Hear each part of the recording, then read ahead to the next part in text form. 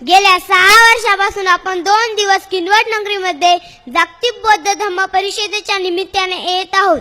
दिवसेंदिवस बौद्ध अनुयायांची संख्या भरपूर वाढत आहे. तरी प्रश्न पडतो की डॉक्टर बाबासाहेब आंबेडकर म्हणाले होते, शिका, संघटित व्हा, संघर्ष करा.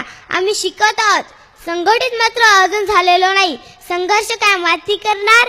आज महिला पंतप्रधान झाल्यात, राष्ट्रपती झाल्यात.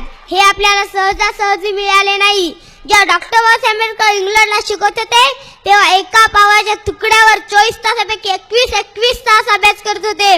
म्हणून म्हणतो की आपल्या पोराबाळांना देवाधर्माच्या नादी न लावता खूप शिकवा. डॉक्टर बाबासाहेब आंबेडकर म्हणाले होते, शिका, मोठे साहेब व्हा. जर साहेब होता नाही आले तर साहेबाचे बाप व्हा.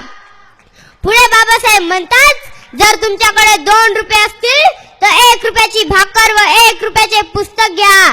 भाकर तुम्हाला जगण्यासाठी मदत करेल आणि पुस्तक तुम्हाला कसे जगायचे हे शिकवेल. क्योंकि हमारे गले में हंडी थी आज टा है, क्योंकि हमारे गले में हंडी थी आज टा है. कमर में झाड़ू था आज बेल्ट है, कमर में झाड़ू था आज बेल्ट है. हमें कोई छूता नहीं था, हमें कोई छूता नहीं था. अब सब सलाम करते हैं, अब सब सलाम करते हैं. ये सब बाबा साहेब और उनके संविधान का नतीजा है. डॉक्टर बाबासाहेब आंबेडकर म्हणतात, ज्यांनी आपले आयुष्य समाजाच्या विकासासाठी खर्च केला ते धन्य होय.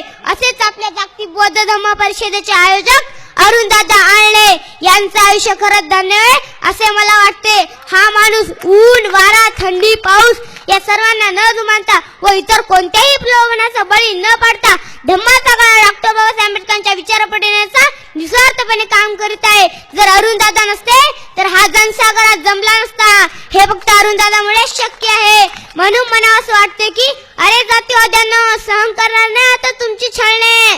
अरे जातीवाद्यांनो, सहन करणार नाही आता तुमची छळणे. आमच्या सोबत आहेत, आमच्या सोबत आहेत. अरुणदादा आळणे, अरुणदादा आळणे. जय भीम, जय बुद्ध. धन्यवाद.